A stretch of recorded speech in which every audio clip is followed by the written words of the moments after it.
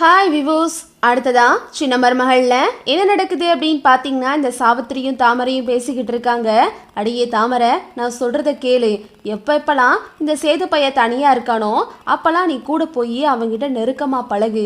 அப்போ தான் அவனுக்கும் கொஞ்சமாவது மனசு மாறும். ஏன்னா அவனும் ஆம்பளை தானே. ஏதாவது ஒரு சந்தர்ப்பத்தில் நமக்கு ஒரு வாய்ப்பு கிடைக்கும் அப்படின்னு சொல்லிட்டு இந்த சாவித்திரி தாமரை கிட்ட சொல்லி கொடுக்குது.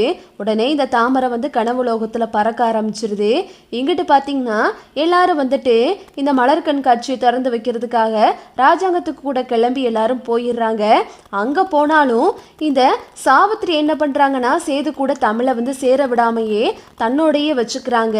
ஆனா இந்த தாமரையை மட்டும் போய் அவன் கூட இரு, அவன் கூட போட்டோ எடு, அப்படி இப்படின்னு சொல்லிட்டு தாமரையை மட்டும் அனுப்பி அனுப்பி விட்டு மாமா வேலை பார்த்துக்கிட்டு இருக்கு இந்த சாவித்திரி.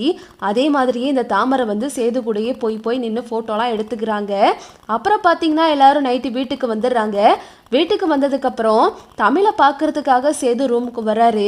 வரும்போது இந்த சாவித்திரி தமிழை தடுத்து நிப்பாட்டி, ஏயா சேது இந்த ரூமுக்கு போற அப்படின்னு கேட்கும்போது, இல்லத்த தமிழை வாந்தி எடுத்துக்கிட்டே வந்தால, மாத்திரைலாம் போட்டாலான்னு தெரியல, அதை கேட்கறதுக்காக தான் போறேன் அப்படின்னு சொல்லும்போது, உடனே சாவித்திரி, அதெல்லாம் நான் பார்த்துக்கிறேன்ப்பா, அவ தூங்கிக்கிட்டு இருக்கா, டயர்டா இருக்குன்னு படுத்துட்டா அப்படின்னு சொல்லிட்டு தமிழ் முழிச்சிருக்கும் போதே சேதுக்கிட்ட பொய்ய சொல்லி தமிழை சேது பார்க்க விடாம சேதுவை அனுப்பி வச்சிடுறாங்க. அப்புறம் பார்த்தீங்கன்னா சேதுவும் ரூமுக்கு போயிடுறாரு. அப்புறம் இந்த சாவித்திரி என்ன பண்ணுறாங்க அப்படின்னா, ஒரு பாலில் மயக்க மாத்திரையை கலந்து சேதுவுக்கு கொடுக்கறதுக்காக ரூமுக்கு போகிறாங்க. ஐயா சேது, பாலை குடிச்சிட்டு தூங்கியா அப்படின்னு சொல்கிறாங்க. ஏன்த்த நீங்கள் கொண்டு வர்றீங்க அப்படின்னு கேட்கும்போது, இல்லைப்பா நான் சும்மா இருந்தேன், அதான் கொண்டு வந்தேன், தாமரைக்கும் எடுத்துகிட்டு போனேன், உனக்கும் கொண்டு வந்தேன் அப்படின்னு சொல்லிட்டு சாவித்திரி ஒன்றும் தெரியாத மாதிரி சேதுக்கிட்ட பாலை கொடுக்குறாங்க. சேது கையில் வச்சுக்கிட்டே இருக்காரு. ஏயா சேது கையில் வச்சுக்கிட்டே இருக்க, குடியா அப்படின்னு சொல்லும்போது சேதுவும் எல்லா பாலையும் குடிச்சிடுறாரு. அப்புறம் பார்த்தீங்கன்னா இங்கிட்டு தாமரையை கூப்பிட்டு, அடியே தாமரை, இந்த தமிழ் தூங்கிட்டா, எல்லாருமே தூங்கிட்டாங்க, இதுதான் சரியான நேரம், இப்போ நீ சேது ரூமுக்கு போ, அப்போ அவன் கொஞ்சம் மயக்கத்தில் இருப்பான், நீ அவன்கிட்ட கொஞ்சம் நெருக்கமாக இருக்கிற மாதிரி இருந்துக்க, அவன் கூட தொட்டு தொட்டு பேசு, அவனுக்கு நிதானம் இருக்காது, நீ அவன்கிட்ட நெருக்கமாக இருக்கிற மாதிரி காட்டிக்கிட்டு அவனுக்கும் உனக்கும் ஏதோ நடந்த மாதிரி காட்டிக்க, அப்பதான் நீ இந்த வீட்டோட மருமகளாக முடியும் அப்படின்னு சொல்லிட்டு தாமரையை சாவித்திரி சேது ரூமுக்கு அனுப்பி வைக்கிறாங்க. இருந்தாலும் தாமரைக்கு ஒரு பயம், மாமா எல்லாரும் முன்னாடி வெளியே கொண்டு விட்டு நம்மளை அசிங்கப்படுத்திடுவாரோ அப்படின்னு சொல்லிட்டு இதை சாவித்திரி கிட்ட சொல்றாங்க.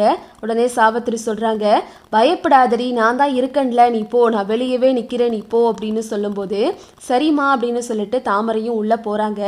உள்ள போனா சேது உட்கார்ந்துருக்காரு. மாமா அப்படின்னு சேதுவை தாமரை கூப்பிடுறாங்க.